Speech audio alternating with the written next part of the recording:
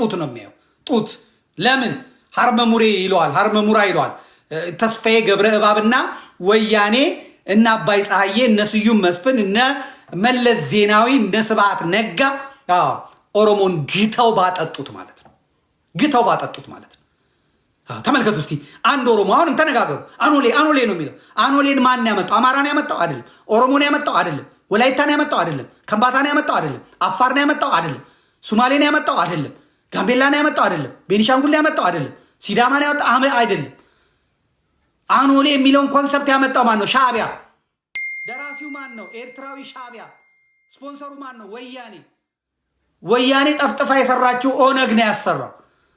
የአማራና የኦሮሞ ቀንደኛ ጠላት ይሄ ነው። እስላሞቹ ግን ተጠቀሙ። የኦሮሞ እስላሞች፣ የኦሮሞ አዋቂ ፈናዎች ኦርቶዶክስን ለማጽጃነት፣ ኦርቶዶክስን ለማጥፊያነት፣ አማራን ለማጥፋነት ተጠቀሙበት ማለት ነው።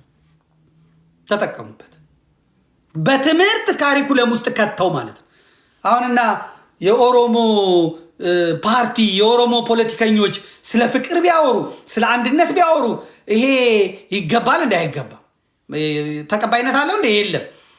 አያና የሚባል አውርቶ አደር የብልጽግና ተከፋይ መጥቶ ስለ ፍቅር ጦርነት ይቁም እንደዚህ ይላል። የተሸከመውን እያየ ማለት አታድነው። የጊዜ ጉዳይ የቀን ጉዳይ ነው እንጂ ሁሉ ነገር ይስተካከላል። መጀመሪያ ኮተትህን ውስጥ ወያኔና ሻዕቢያ እንዴት እንደተጫወቱባቸው እንደ ኮንዶም ነው የተጫወቱበት። የኦሮሞን ፖለቲካ ማለት እንደ ኮንዶም ነው የተጫወቱባቸው። አማራ ቀን ለሁሉም ቀን ይጠብቃል። አማራ በደንብ ማየት አለባቸው። ስለዚህ ዛሬ ተነስቶ ሻዕቢያ የኢትዮጵያ ካንሰር ነው እኛ ስንል የኖር ነውን እኛን እንዲያ በማለታችን ሲሰድቡን የከረሙት ሁላ ዛሬ ደርሰው ሻዕቢያን ከኛ በላይ ላሳር ሀስመሳይ ሁላ ሀስመሳይ የኤርትራን አለቆች ላሳያችሁ። የኦሮሞን አለቆች ላሳያችሁ። በእውነት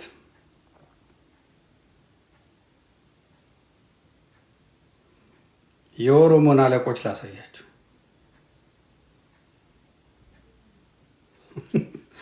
ተመልከቱት። ቆይ ሰውዬ ተወጀደ። ተመልከቱት። ይሄ አስመሮም ለገሰ የሚባለው ይሄ ነው። አስመሮም ለገሰ ይኸው ግንባሩ ላይ ሰክቶ የገዳን ስርዓት በዩኒስኮ እንዲመዘገብ ያደረገ ኤርትራዊ ሻዕቢያ፣ ጸረ አማራ፣ ጸረ ኦርቶዶክስ፣ ጸረ ሀበሻ፣ ጸረ ሰሜናዊ የሆነ ሰው ይሄ ነው። የገዳ ስርዓትን እንትን ያደረገላቸው ማለት ነው። ሰርች እናርግ ደግሞ ጻፉ፣ ጉግል አድርጋችሁ ስለ አስመሮም ለገሰ አንቡ። እንደገናም ደግሞ እዚህ ጋር ተስፋዬ ገብረ እባብ ብላችሁ ጻፉ። ተስፋዬ ገብረ እባብ ስትሉ ይመጣላችኋል። ከዛ ኢሜጁን ስትነኩት ይመጣላችኋል። ከዛ ይሄ ነው እንደምታዩት ጉግል ዘርግፎ ነው የሚያሳያችሁ። ጉግል ዘርግፎ ነው የሚያሳያችሁ።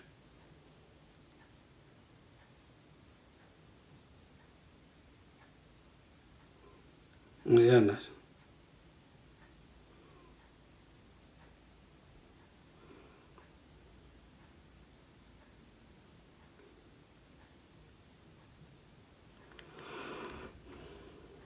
ላሳያችሁ።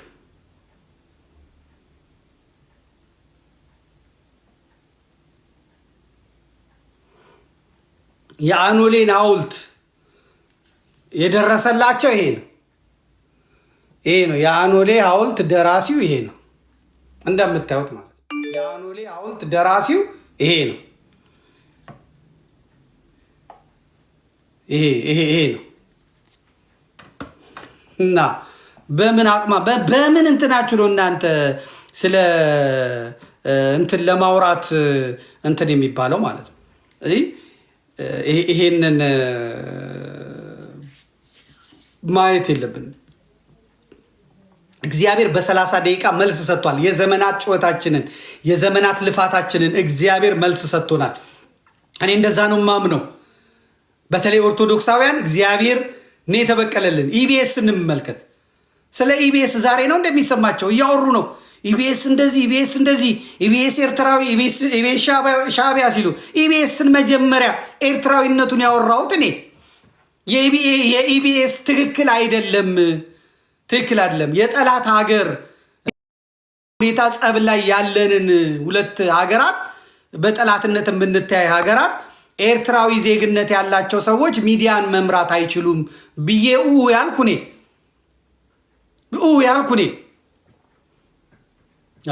አንደኛው እኮ የኢቢኤስ ሰው ከአማራ ሴት ወልዶ ያለ ጋብቻ ከዛ ገንዘቡ ሲመጣ ሶስት ሴቶቿን አስታቅፏት የራሱን ፈልጎ እኮ ያገባል።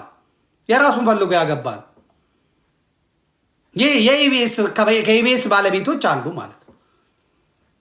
ጸረ ኢትዮጵያ አቋም፣ ጸረ አማራ አቋም፣ ጸረ ኦርቶዶክስ አቋም ሲያራምድ የኖረ እኮ ነው ኢቢኤስ። እኛ ስንልበት እነሱ ከዳር ቆመው ሲያፋፉት ሲያበለጽጉት የኖሩት ኦሮሞማዎቹ ደርሰው ዛሬ ባለቤቶቹን ኤርትራዊነት ለእኛ ለቀባሪዎቹ ለማርዳት ሲላላጡ ሳይ በጣም አዝናለሁ። ለእኔ ነው የምትነግረኝ? እኔማ እኮ ጮኩ፣ ስንት ጊዜ ጮኩ። ኢቢኤሶች እኮ ኤርትራዊ ማንነታቸውን በበረከት ስምዖን ተማምነው ኦርቶዶክሳዊት ተዋህዶ ቤተ ክርስቲያንን ለማጥፋት ጴንጤነታቸውን መከታ አድርገው የቤተ ክርስቲያንን ቀኖናዋን፣ ዶግማዋን፣ ትውፊቷን፣ ባህሏን በቀልድ መልክ፣ በጥያቄና መልስ መልክ፣ በፈጣጣውም በገጣጣውም ማዕተብ በማስበጠስ ጭምር ሲተናኮሏት የኖሩ እኮ ናቸው ኢቢኤሶች። ሲያደሟት የኖሩ እኮ ናቸው ኢቢኤሶች። ኤርትራዊ ሆኖ ሳለ በኤርትራዊው በረከት ስምዖን በወያኔ ድጋፍ በዘመኑ የነበረውን ኢሳት የሚባለውን የተቃዋሚ ፓርቲ ለመቃወምና ለመገዳደር ሲባል ወደ ኢትዮጵያ አምጥቷቸው እንዲገባ አድርጓቸው እና አቶ ሙሴና እና አቶ የማነን የቴሌቪዥን ጣቢያ ነው ብለው በቅሬታችንን ስናቀርብ እኛ አረባካችሁ ብለን ስንጮህ ኢቢኤስ ሲያደማን ሲያስለቅሰን በከረመበት ዘመን የምትደማው የኢትዮጵያ ኦርቶዶክስ ተዋሕዶ ቤተ ክርስቲያን ናት። የሚጮኸውም አማራው፣ ኦርቶዶክሱ፣ ኦሮሞ፣ ትግሬው፣ ወላይታ፣ ከምባታ፣ ሀዲያው፣ ጉራጌው ነው።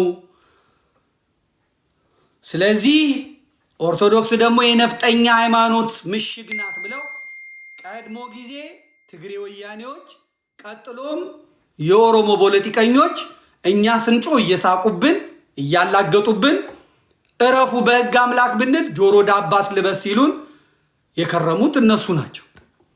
እነሱ አይደሉም እንዴ? ማን ይስማን? ማን እንደዚህ ዜጋ ይቁጠረን? እስቲ ያላችሁ ሰዎች ላኩልኝ።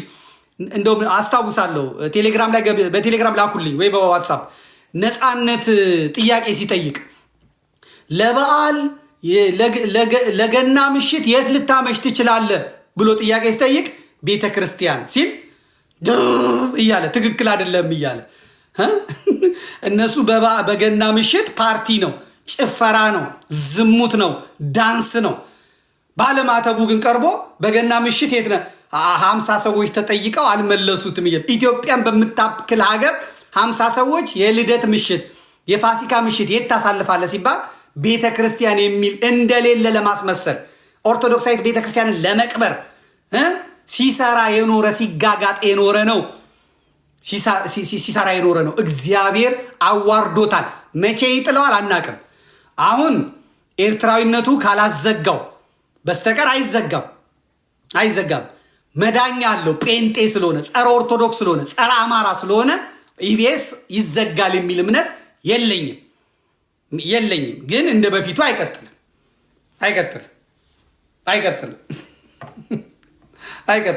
እስቲ ከላካችሁልኝ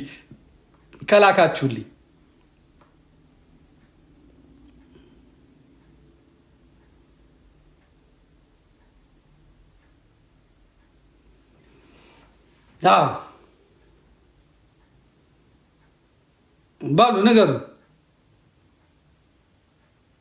እስቲ ላኩልኝ ያላችሁ ሰዎች። ላኩልኝ። ህዝቡ ግጥም ብሏል። እዚህ ቴሌግራም ላይ ራሱ ያላችሁ ላኩልኝ። ነፃነት ይሁን እሸቱ ይሁን ሲጠይቅ በልደት የት ታመሻለህ ሲለው እንትን የሚለውን እስቲ ላኩልኝ በእናታችሁ። እሳት የላሱ ልጆች ነበሩኝ እኔ እዚህ ውስጥ በፊት ዛሬ የት ሄዱ? የት ጠፋችሁ? የኔ የት አላችሁ?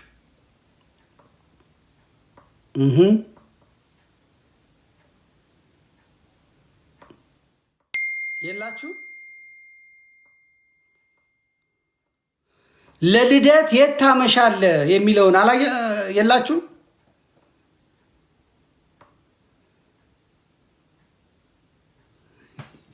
ዘመዴ ነጭዋን በስማም ህዝቡ ሁሉ እንትን እያለው አይደል እንዴ? ተመልከቱ።